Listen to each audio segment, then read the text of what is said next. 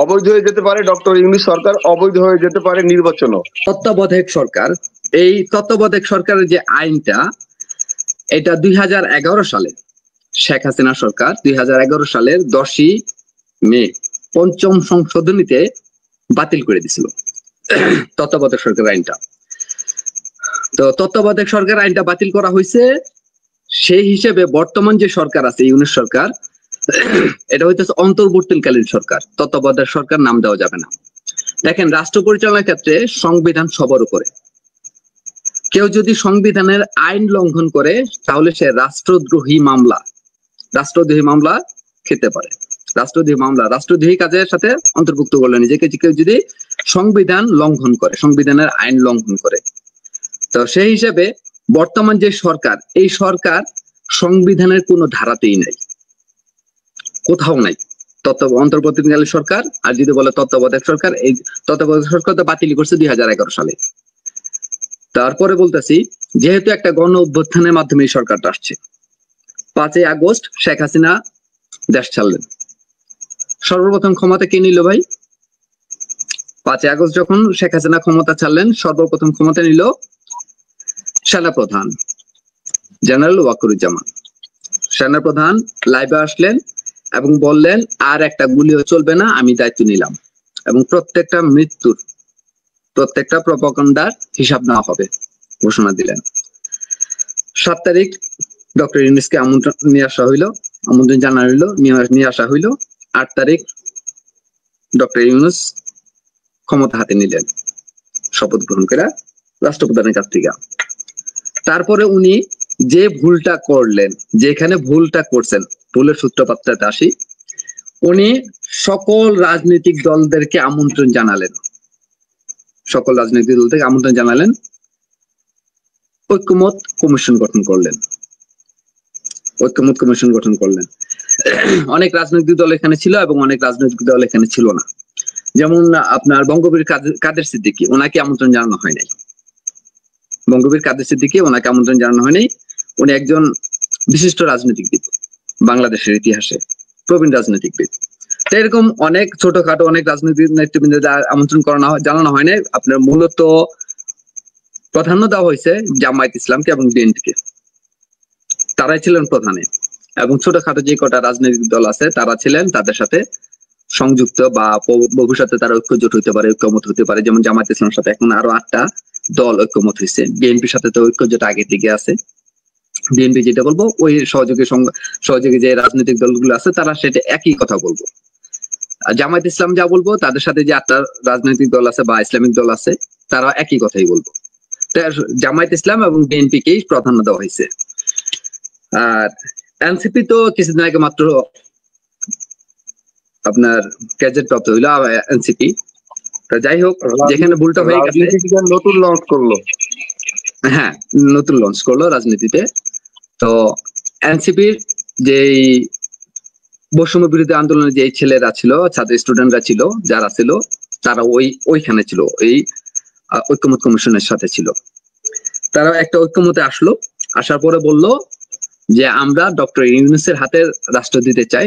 Doctor Yunus সাহেব বললেন যে আমার কথা শুনতে হবে, যদি আমার হাতে রাষ্ট্রীয় দায়িত্ব দিতে চান তাহলে আমার কথা মানতে হবে, যদি মানেন আমি আসি, যদি না মানেন তাহলে আমি চলে যাব। স্পষ্টই কথা বললো, সবাই স্বীকার করলো যে হ্যাঁ মানবো। তারপর উনি লাইভে আসলেন, লাইভে আসার পরে অনেক আশার বাণী দেখাইলেন। 3-0 একটা কি বই দেখাইলেন, বাংলাদেশকে 3-0 করা হবে, দূষণমুক্ত করা হবে, চাকরি শূন্যতা এটা রোধ করা হবে, সবাইকে আপনার উদ্যোক্তা বানানো হবে, এবং এই অর্থনৈতিক যে শূন্যতা এগুলো দূর করা হবে। অনেক আশার বাণী শুনালেন। এই আশার বাণী শোনার পরে, হ্যাঁ, এই আশার বাণী শোনার পরে বাংলাদেশের জনগণ স্বস্তির একটা স্থান পাইলেন, যে না, অনেকদিন পর একটা সরকার আমরা পাইছি। হ্যাঁ, ডক্টর ইউনূস আগামী 5 বছর থাকুক, এরকম একটা শোরগোল কিন্তু উঠছে। হ্যাঁ, কিন্তু এখানে দেখেন ভুলটা কোথায় হয়েছে, উনি সংবিধান বা বাংলাদেশের আইন ওইটাকে প্রাধান্য দেন নাই, উনি ওইটাকে প্রাধান্য দেন নাই।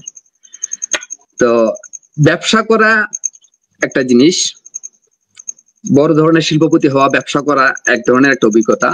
আর রাজনীতি করা অনেক বড় একটা অভিজ্ঞতা। রাজনীতি কোনো ছেলে খেলা না, একটা রাষ্ট্র নিয়ে রাজনীতি করা এটা অনেক একটা অভিজ্ঞতার, বিশাল এক অভিজ্ঞতার প্রয়োজন আছে। তো উনি রাজনীতির বিষয়ে অনভিজ্ঞ, এটা আমরা সবাই জানি। এখন প্রত্যেকটা রাজনৈতিক দলে বলতেছে উনি অনভিজ্ঞ, ওনারা রাষ্ট্র পরিচালনার অভিজ্ঞতা ওনার নাই। এবং বর্তমান উপদেষ্টা সরকারে যারা যারা আছেন প্রত্যেকটা অনভিজ্ঞ, তারা জিনিসটাকে অবহেলা করে গেছে। ওনারা হাইকোর্ট থেকে আপনার সংবিধানের 106 নাম্বার যে ওটা পুরোটা আমার এটা মনে নাই, ধারার থেকে উনি একটা হাইকোর্ট থেকে একটা রায় নিছে যা উনি রাষ্ট্র পরিচালনার দায়িত্বে থাকবেন। তো ওই হিসাবে উনি আছেন। তারপরে আপনার জুলাই সনদ লিপিবদ্ধ করা হইলো। জুলাই সনদে 84টা সংশোধনী উত্থাপন করা হইলো, সকল রাজনৈতিক ব্যক্তিদের দেওয়া হইলো। ওইখান থেকে 48টা সংশোধনী রাজনৈতিক ব্যক্তিরা নির্বাচন করলো যে হ্যাঁ এই 48টা সংশোধন করা যেতে পারে, বাকিগুলা দরকার নেই। এখন এই 48টা যে সংশোধন করা দরকার আছে, এই 48টা কিন্তু ধরেন বিএনপি এই সম্পূর্ণ 48টাই কিন্তু ওনারা দাবি করেন, ওনারা বলছে 20টা বা 25টা, জামায়াত ইসলাম ধরেন 15-20টা, অন্যান্য রাজনৈতিক দল 20-25টা। কিন্তু এই 48টা সবার ভিতরে কেউ 5টা ছাড়ছে, কেউ 5টা নিছে, কেউ 10টা নিছে, কেউ 3টা ছাড়ছে, কিন্তু এই 48টার ভিতরে মতামত আছে। এমন না যে এই 48টা সবগুলোর ভিতরে সবগুলো রাজনৈতিক দলের মতামত আছে, এমন না। তো এই 48টা সংশোধনী বিল পাস করানো হবে। এই 48টা সংশোধনী বিল পাস করবে কে? সংসদ। সংবিধান সংশোধন করার ক্ষমতা একমাত্র সংসদের। সংসদ ছাড়া কেউ এই ক্ষমতা সংবিধানে হাতও দিতে পারবে না। এবং শেখ হাসিনা সাবেক প্রেসিডেন্ট, সাবেক প্রধানমন্ত্রী বা ফ্যাসিস্ট সরকার যাই বলেন, শেখ হাসিনা খুব ধুরন্ধর জ্ঞানী একজন ব্যক্তি। উনি সংবিধানটারে এমন একটা পর্যায়ে নিয়ে গেছে, এই সংবিধান কেউ পরিবর্তন বা পরিবর্তন করতে পারবে না, এই সংবিধানে হাতে দিতে পারবে না। কেউ যদি এই সংবিধান পরিবর্তন করে তাহলে সে সংবিধান লঙ্ঘন করলো এবং রাষ্ট্রদ্রোহী মামলা খেলো। এমন একটা পর্যায়ে সংবিধানটা রেখে গেছে, কেউ হাত দিতে পারবে না সংবিধানটাকে। তার মানে ওই সংবিধানের আলোকে রাষ্ট্র পরিচালনা হবে। তবে এখানে একটা কথা আছে, জনগণের জন্য সংবিধান, সংবিধানের জন্য জনগণ না। জনগণ হচ্ছে সর্বোচ্চ সংবিধান। জনগণ যদি চায় যে কোনো সময় সংবিধান পরিবর্তন করতে পারে, কিছু বাদ দিতে পারে, সংযোজন করতে পারে, কিন্তু এটা জনগণের রায় নিতে হবে। তো যাই হোক, এখন মূল কথায় আসি। এই যে সংবিধান সংশোধন এবং যে গণভোটের কথা বলা হইতেছে, প্রথমে জানি গণভোটটা কেন। বাংলাদেশ সংবিধানের আইন অনুযায়ী পূর্বে যে সংবিধানের যে আইন আছিল, যে গণভোটটা কেন? গণভোটটা হয়েছিল এরশাদ সরকার আমলে। এরশাদ সরকার 1985 সালে যে গণভোটটা দিছিল, যে এরশাদ সরকার আরো 2 বছর মেয়াদী রাষ্ট্র পরিচালনার দায়িত্ব থাকতে চায়, আপনারা কি হ্যাঁ বা না? ওইখানে হ্যাঁ জয়যুক্ত হয়েছিল, কিন্তু ওটা বলা হয়েছিল আপনি বিএনপি থেকে আপনার দাবি করেছিল, এটা জোরপূর্বক ভাবে নেওয়া হয়েছে। গণভোটটা হইল রাষ্ট্রের জন্য, রাষ্ট্র পরিচালনার জন্য বা রাষ্ট্রীয় কাজ করার জন্য একজন ব্যক্তিকে কিছুদিনের জন্য সময় দেওয়া।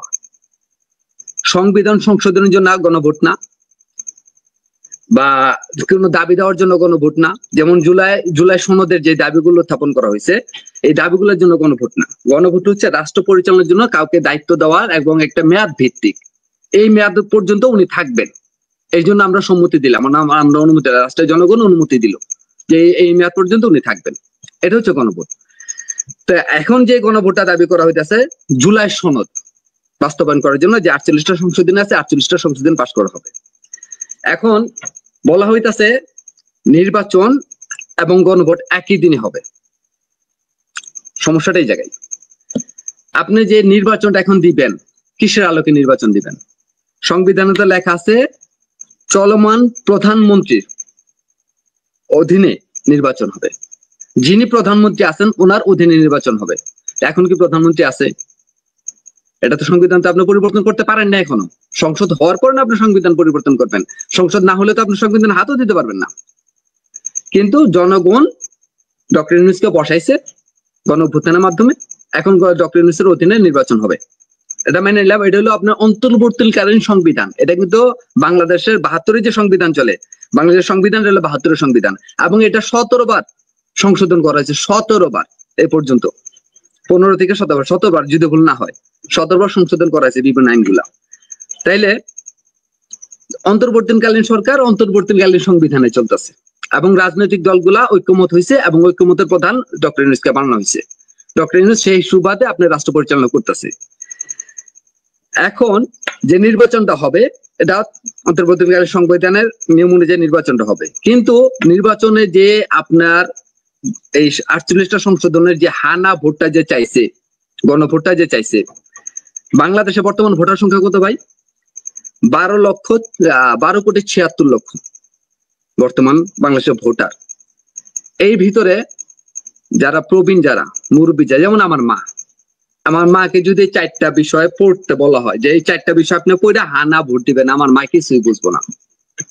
আমার চাচা যারা আছে, আমার বাবা চাচা মারা গেছেন, যারা আছেন প্রতিবেশী বা চাচা মামা যারা আছেন, মুরব্বী লেভেলে যারা, বাপ চাচা লেভেলে যারা আছেন, তারা অনেকেই বুঝবো না। এলে আমরা শহরে থাকি, সেই হিসাবে গ্রাম অঞ্চলে যারা থাকে, যারা অজপরায় গায়ে থাকে, যারা কৃষক আছে, শ্রমিক আছে, দিনমজুর আছে, অনেকে তারা পড়তেই পারে না। তারা কি পড়বো, কি ভোটটা দিব? হানা ভোটটা দিব।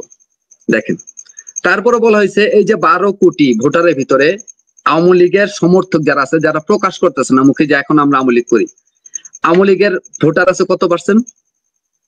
একটা জরিপে দেখা গেছে 43 থেকে 45% ভোটার আছে এখন আওয়ামী লীগের। আওয়ামী লীগের ভোটাররা এই যে জুলাই সনদের না ভোটটা দিব। আওয়ামী লীগ কখনোই জুলাই সনদের পক্ষে ভোট দিব না। 43 থেকে 45% ভোট, এটা না আপনি পারফেক্ট এটা না ধরে নেন আওয়ামী লীগের ভোট, নাকি আওয়ামী লীগের যারা আছে, নাগরিক আছে বাংলাদেশে, যারা আওয়ামী লীগের ভালোবাসে, তাদেরকে ভোট দিতে দিবেন না? তাদেরকে ভোট দিতে দিবেন তো, তাদের ভোটাধিকার তো আপনি নিতে পারবেন না। যে কারণে তো বৈষম্য বিরোধী আন্দোলন হইলো, এই বৈষম্য করছে দেখেই তো আন্দোলনটা হইলো। এখন আপনিও যদি আওয়ামী লীগের সমর্থকদের ভোট দিতে না দেন, তাহলে আপনি বৈষম্য করলেন। আর আওয়ামী লীগের সমর্থক যারা আছে তারা যদি ভোট দেয় এবং সাধারণ পাবলিক যারা আছে তারা যদি ভোট দেয়, এখানে যদি না জয়যুক্ত হয়, তাহলে বর্তমান যে সরকার, উপদেষ্টা সরকার এবং জুলাই আন্দোলনে যারা যে শহীদ হয়েছেন বা জুলাই আন্দোলনে যারা সংযুক্ত ছিলেন, যে কটা রাজনৈতিক দল এখন বলতেছে আমার দল থেকে এতজন গেছে, আমার দলের সে নেতৃত্ব দিছে, জামায়াত ইসলামের সম্পূর্ণ পরিকল্পনা আমাদের, সমস্ত টাকা পয়সা খরচ করছে আমরা, এখন তো প্রশংসা নেওয়ার জন্য এগুলো বলতেছে। তখন ল্যাচ গুটায় পলাইব যে না, আমরা কিচ্ছু করি নাই, রাষ্ট্রদ্রোহী মামলা খাইব। যারা জুলাই আন্দোলনে গেছে যদি না জয়যুক্ত হয়ে যায়, যদি এই গণভোটে না জয়যুক্ত হয়, সেই কারণে ডক্টর ইউনূস আপনার নির্বাচনের দিনই গণভোট দিতেছে, যাতে ওনার যাওয়ার রাস্তাটা ফাঁকা থাকে, সুযোগটা পায়। আর যদি এখন আপনি নির্বাচনের দিনে যদি গণভোট দেন, তাহলে নির্বাচন দিতেছেন কোন আইনের ধারায়, কিভাবে নির্বাচন দিতেছেন, কোন শক্তিতে? এই নির্বাচনটাই সম্পূর্ণ অবৈধ হয়ে যাব, কারণ এটা বর্তমান সংবিধানে নাই, সংবিধানের আলোকে নির্বাচনটা হইতেছে না। এটা ওনাদের যে ঐক্যমত কমিশনের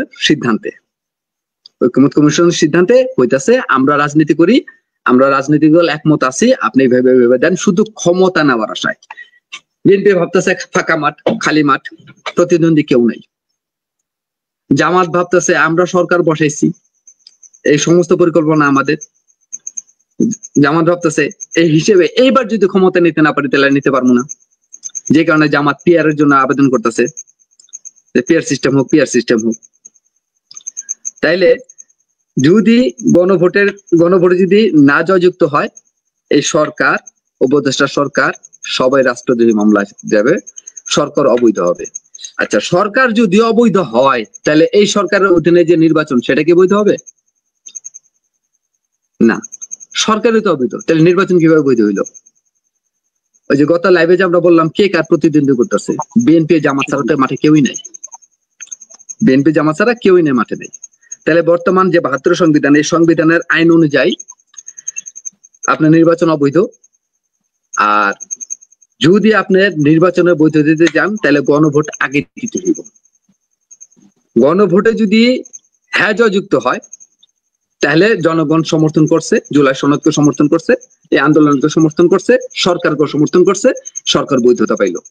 এই সরকারের বৈধ, যেহেতু জনগণ এই সিদ্ধান্তের সাথে আছে, হ্যাঁ জয়যুক্ত হয়েছে, জনগণ সিদ্ধান্ত হয়েছে, জনগণের সিদ্ধান্তই আপনার সংবিধান।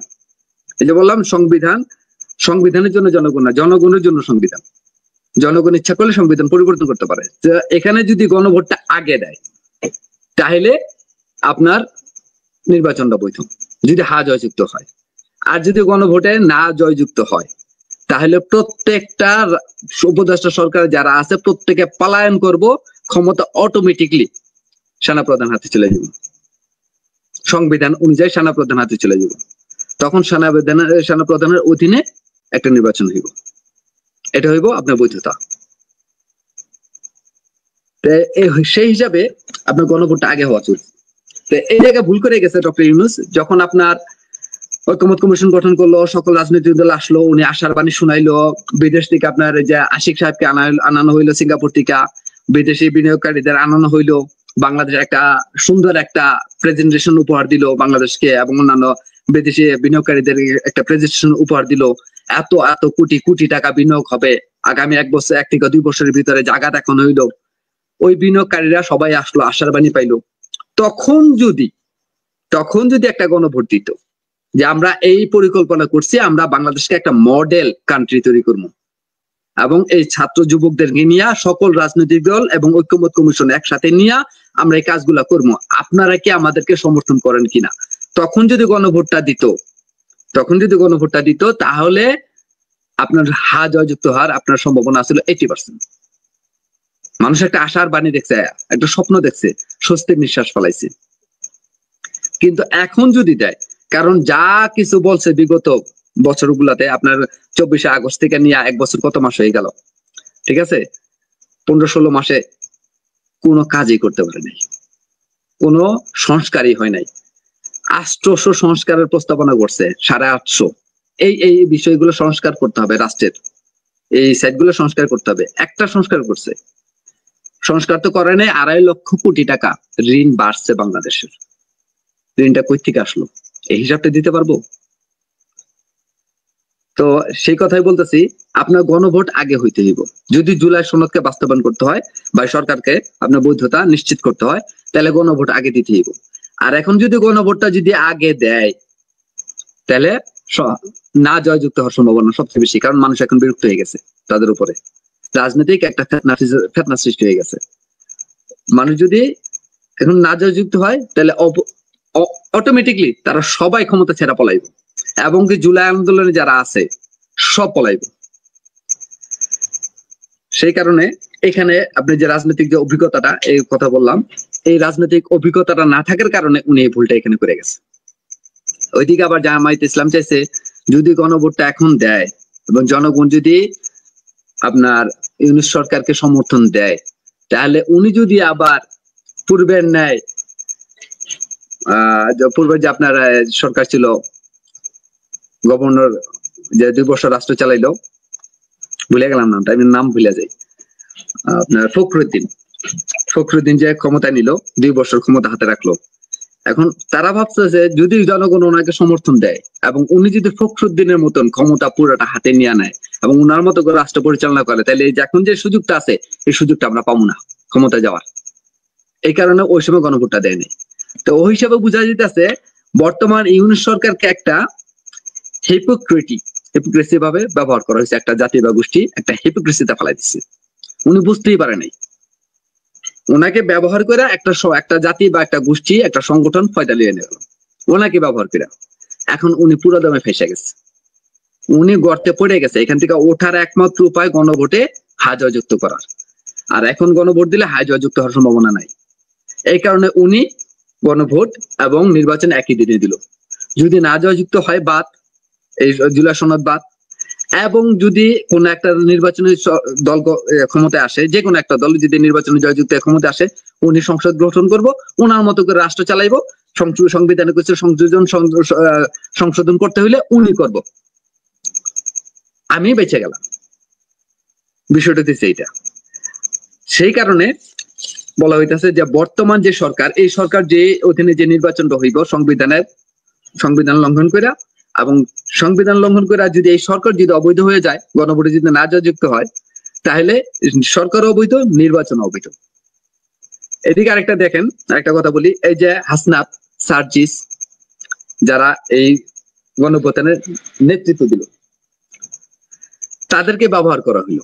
যদি তারা এনসিপি যে রাজনৈতিক দলটা গঠন করলো, তারা যদি এই রাজনৈতিক দলটা গঠন না করত, যদি সমস্ত রাজনৈতিক দলদের হাতে, যেটা হয়েছিল আপনার 1954 সালে আপনার যুক্ত ফ্রন্ট গঠন করা হয়েছিল পাকিস্তানের বিরুদ্ধে, পশ্চিম পাকিস্তানের বিরুদ্ধে বাংলাদেশকে জয় করার জন্য, সকল ঢাকা বিশ্ববিদ্যালয়ে আন্দোলন করা হইলো। ছাত্ররা নামলো, নাইমা বললো যে না, আমাদের যদি পশ্চিম পাকিস্তানের পূর্ব পাকিস্তানের বিপক্ষে যদি জয়ী হইতে হয়, আপনারা ভাগে ভাগে নির্বাচন করতে পারবেন না। আপনারা ভাগে ভাগে নির্বাচন করেন বিভিন্ন দল থেকে, তাহলে আমাদের ভোটের সংখ্যা ভাগ হয়ে যাবে, আর ওদের ব্যালটে একজনের উপরে ভোট পড়বো, তাহলে ওদের ভোটের সংখ্যাটা বাইরে যাবে। সব ছাত্ররা মিলে সকল রাজনৈতিক দলকে একসাথে কইরা যুক্ত ফ্রন্ট গঠন করলো, যে বাংলাদেশের পূর্ব পাকিস্তানের পক্ষ থেকে এক দল, আর পশ্চিম পাকিস্তানের থেকে যেমন বাংলাদেশ থেকে আপনার যুক্ত ফ্রন্ট নির্বাচন করবে। ঠিক এরকম ছাত্ররা যদি এই যে আপনার ঐক্যমত কমিশন গঠন করলো, যে না, আপনারা সমস্ত রাজনৈতিক দল একসাথে আসেন, আপনারা ঐক্যমতে আসেন, আমরা ইউনিট সরকার দাবি করছি, ইউনিট সরকারকে আপনার সরকার প্রধান দিয়া আপনারা বসেন, বসে কিভাবে রাষ্ট্রকে সংশোধন করা যায়, মানে সংস্কার করা যায়, এবং সংবিধানে কি কি নিয়ম কানুন পরিবর্তন করা দরকার, এগুলো আপনারা করবেন।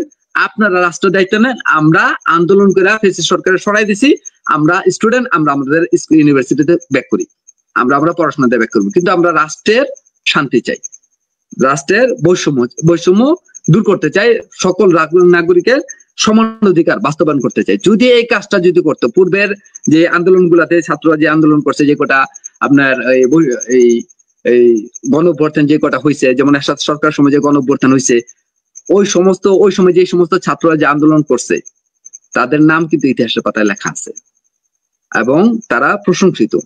ঠিক বর্তমানে ছাত্ররা যে আন্দোলনটা করছে, তারা যদি এইভাবে কাজটা করতো, রাষ্ট্রকে ভালোবাসা, নিজেদের স্বার্থকে না দেখা, তাইলে তারাও আজকের ইতিহাসের পাতায় তাদের নামটা লেখা হইতো। কিন্তু এখন বলা হইতেছে তাদেরকে দুর্নীতিবাজ। এনসিপি বর্তমানে জামায়াতকে দোষ আছে, জামায়াত বর্তমানে এনসিপি কে দোষ আছে, বিএনপি জামায়াতকে দোষ আছে, জামাত বিএনপির কোন মানে প্রস্তাবনা রাখতেছে না, নাকচ করে দিতেছে। ত্রিমুখী একটা দ্বন্দ্ব সৃষ্টি হয়ে গেছে। এই ত্রিমুখী দ্বন্দ্বের কারণে নির্বাচন হয় কি হয় না, সেখানেই আপনার সন্দেহ আছে, নির্বাচন না হওয়ার সম্ভাবনা বেশি। জামাত বলতেছে যদি গণভোট আগে না দেন আমরা নির্বাচনে যাব না, কারণ জামাত চিন্তা করতেছে গণভোটে যদি জয়ী না হয় তাহলে তো সরকার অবৈধ, নির্বাচন অবৈধ। আর এনসিপি বলতেছে যে গণভোটটা আমাদের আগে দিতে হবে, আমরা গণভোটের রেজাল্ট দেখবো, এবং গণভোটের সিদ্ধান্ত অনুযায়ী পরবর্তী সরকার যে যাবে, সে সরকার সংসদ গঠন করার 2 বছরের ভিতরে, মানে 170 দিন না 270 দিনের ভিতরে এই জুলাই সনদের যে বিলগুলা বা 48টা যে সংশোধন, এই সংশোধনটা অটোমেটিকলি 270 দিন পরে অটোমেটিকলি আপনার বাংলাদেশ সংবিধানে অন্তর্ভুক্ত হয়ে যাবে, অথবা তার আগে আপনারা এটা অন্তর্ভুক্ত করে দিবেন। এই একটা চুক্তি আছে। তাহলে যে এনসিপি যেতেছে আগে গণভোট, জামাত যেতেছে আগে গণভোট, নাহলে নির্বাচনে যাবে না। এনসিপি বলতেছে না প্রয়োজনে আবার আমরা উত্থানে আন্দোলনে নামবো যদি আমাদের দাবি মানা না হয়। বিএনপি বলতেছে না, গণভোট আর ইলেকশন একদিনই হোক, কারণ তারা জানে গণভোটে না জয়যুক্ত হইব এবং তারাই বিজয়ী হইব। কারণ এখন এবারের মতো ফাঁকা মাঠ বিএনপি আর কখনো পায় নাই, তারা এত বড় একটা আশাবাণী নিয়ে বসে আছে। তো সেই কারণে বিএনপি যেতেছে একই দিনই হোক, না জয়যুক্ত হইব, তাহলে সংবিধান সংশোধনের কোনো প্রয়োজনই নেই, জুলাই সনদের বাস্তবায়নের কোনো প্রয়োজনই নেই। এখন আসে একটা কথা আছে, crime never gate expire, crime never gate expire, মানে অপরাধ কখনো এক্সপায়ার হয় না। ধরেন এখন একটা সরকার আসলো, সেই সরকার 2 বছর 5 বছর টিকলো, তারপরে আরেকটা সরকার আসলো, আসার পরে যদি প্রশ্ন করা হয় 24-এ যে আন্দোলন হয়েছে, সরকারকে পতন ঘটানো হয়েছে, তারপরে তোমরা রাষ্ট্র চালাইছো, কোন বিধানে কোন আইনে কিভাবে চালাইছো, ওই ক্ষেত্রে যদি আপনার গণভোটটা না হয় এবং জুলাই সনদ যদি বাস্তবায়ন না হয়, পাশ না হয়, ওই সময় যদি একজন বাংলাদেশের সাধারণ নাগরিক, আপনিও যদি মামলা করেন, যে উপদেষ্টা সরকারের প্রত্যেকটা সদস্যের বিরুদ্ধে আপনার মামলাটা অ্যাকসেপ্ট হবে সংবিধানের আইন অনুযায়ী। 5 বছর হোক আর 10 বছর হোক, তারা প্রত্যেকেই রাষ্ট্রদ্রোহী মামলা অন্তর্ভুক্ত হবে, প্রত্যেকে। তো বিএনপি সুবিধা নিতে যেতেছে, জামাত সুবিধা দিতে যেতেছে না, এনসিপি তাদের ন্যায্যটা পায় না, এনসিপিও দাবি মানতেছে না। তো সবকিছু মিলে একটা ত্রিমুখী একটা সংঘর্ষের সৃষ্টি হয়ে গেছে, নির্বাচনী সংঘর্ষ। সেই হিসেবে নির্বাচন না হওয়ার সম্ভাবনা বেশি। আর এটা তো বললামই কি কারণে নির্বাচন অবৈধ হইতে পারে, কারণ এটা সংবিধানে নাই, সংবিধানের আলোকে নির্বাচন হইতেছে না। আর যেটা বলতেছেন অন্তর্বর্তীকালীন সরকার, অন্তর্বর্তীকালীন সংবিধান বা নিয়ম অনুযায়ী উনি নির্বাচন দিতেছে, কিন্তু এই নির্বাচনটা জনগণ মানে কি মানে না সেটা হলো গণভোটের মাধ্যমে সিদ্ধান্ত নেওয়া হবে, কিন্তু জনগণ এখনো সিদ্ধান্ত দেয় নাই। আর ওই গণভোটে যদি আপনার না জয়যুক্ত হয় তাহলে এই সরকার অবৈধ, নির্বাচন অবৈধ।